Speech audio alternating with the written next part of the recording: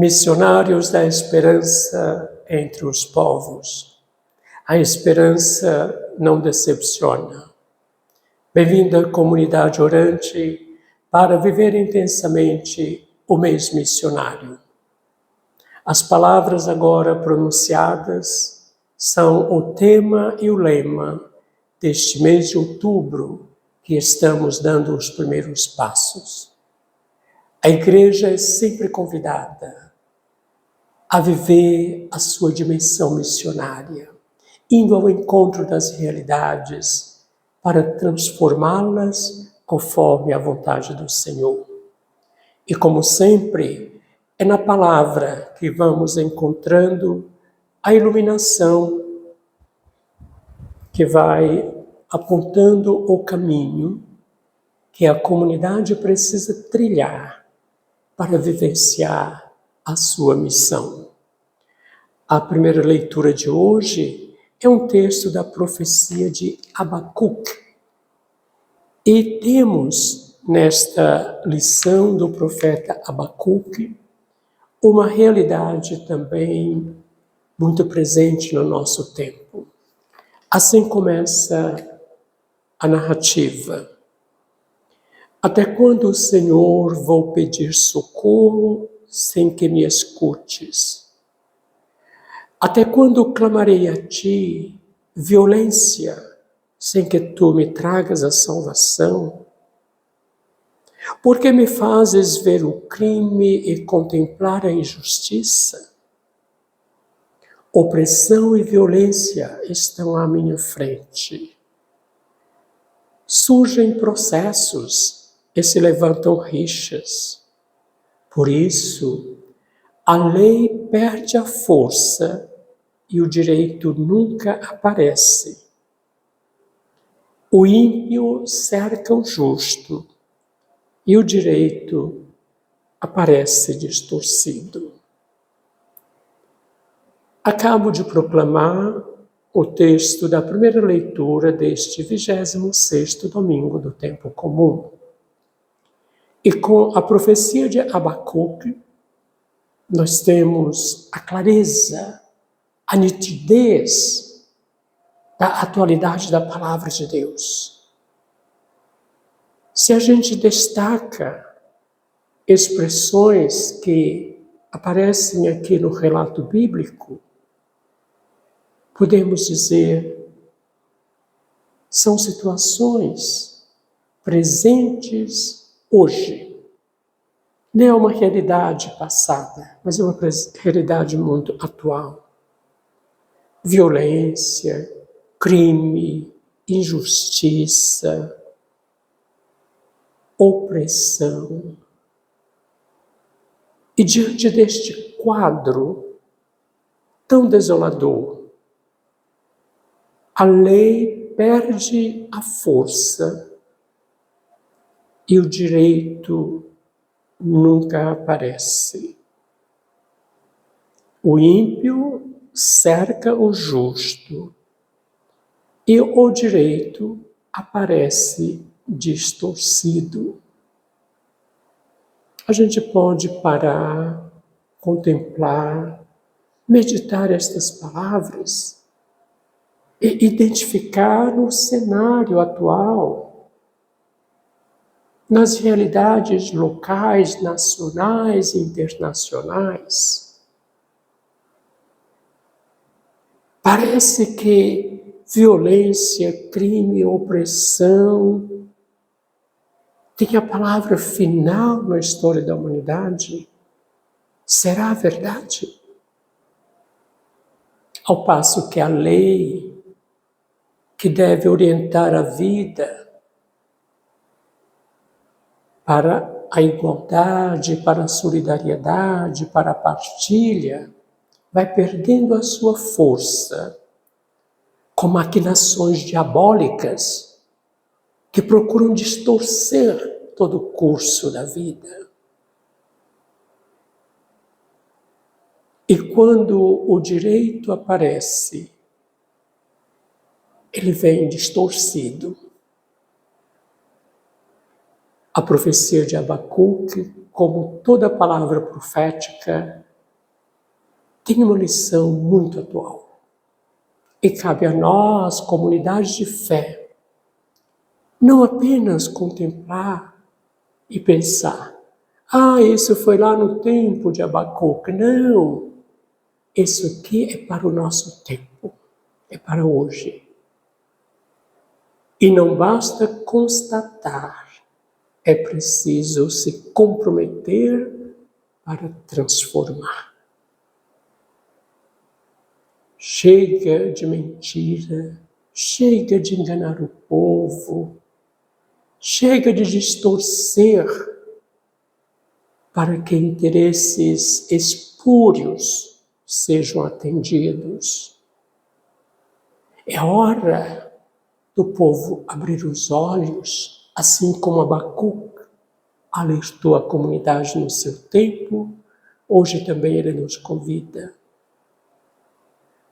É hora da verdade prevalecer, do direito acontecer, da justiça se fazer valer. Meditemos com Abacuque e tiremos lições para a nossa vida, para transformar aquilo que, de modo algum, corresponde ao projeto de Deus. O salmista nos convida para um hino de louvor ao Senhor. Temos observado que nos últimos domingos, a tônica do salmo responsorial tem sido sempre a mesma. E hoje o orante faz este grande convite. Vinde, exultemos no Senhor. Aclamemos o rochedo da nossa salvação. E vai proclamando a grandeza do amor de Deus que envolve toda a obra criada. E o ser humano, a obra preciosa da criação, é chamada a elevar este hino de louvor, como recordamos no domingo passado, não com palavras vazias, mas com testemunho concreto, que passa pelo respeito, pelo acolhimento, pela ajuda mútua e fraterna, pelo cuidado e pelo zelo com a casa comum. Isto é louvar o Senhor. A segunda leitura de hoje é mais um dos escritos de São Paulo, agora da segunda carta que ele endereça a Timóteo. Paulo está preso, idade avançada, a sua saúde debilitada, e ele escreve a Timóteo, escreve para a comunidade, dizendo assim: eu lhe recordo, reacenda o dom de Deus que está em você pela imposição de minhas mãos. Deus não nos deu um espírito de covardia, mas de força, amor e sobriedade. Portanto, não se envergonhe de dar testemunho de nosso Senhor, nem de mim, prisioneiro dele. Ao contrário, com a força de Deus, sofra comigo pelo Evangelho. São Paulo pede que o dom, a graça de Deus, seja reavivada em todos os momentos. E por isso mesmo, o Espírito que Deus infunde em nós não é de medo, não é de covardia, não é de mentira, não é de negação, mas um espírito de coragem, um espírito de verdade, um espírito de transparência em tudo o que somos e temos. E tudo vai desembocar no testemunho não se envergonhe de dar testemunho de nosso Senhor Jesus Cristo.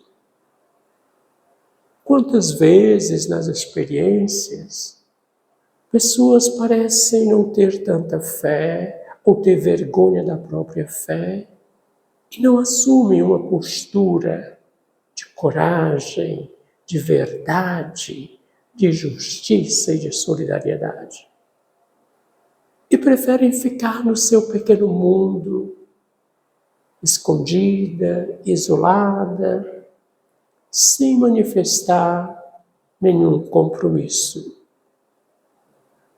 Paulo, na condição que se encontra, idoso, doente, preso, não se deixa levar pelo medo, muito menos desiste do compromisso que o próprio Senhor lhe confiou. No Santo Evangelho, nós temos um pedido muito interessante que os discípulos fazem a Jesus. Eles dizem assim: Senhor, aumenta em nós a fé. Esse é o pedido feito. E Jesus vai fazendo a catequese, vai explicando em que consiste a vivência da fé. E como sempre, ele parte das realidades palpáveis, que com muita facilidade podem ser compreendidas e acolhidas. E hoje ele traz a imagem do grão de mostarda. É um grão minúsculo, muito, muito pequeno.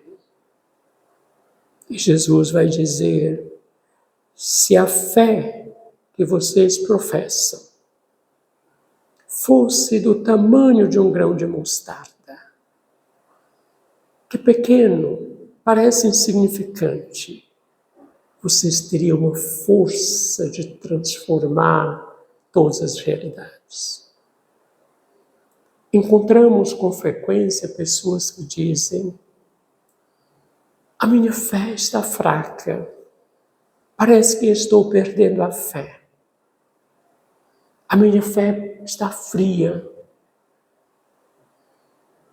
E o que dizemos para estas pessoas? É preciso sempre encorajá-las e dizer: a semente da fé, por menor que seja, precisa ser cultivada. E quem segue Jesus não tem fé fraca, sua fé é sempre forte. Quem segue Jesus não tem uma fé fria, a sua fé é sempre ardente de amor para doar para todas as pessoas. Por isso, renovemos hoje o dom da nossa fé.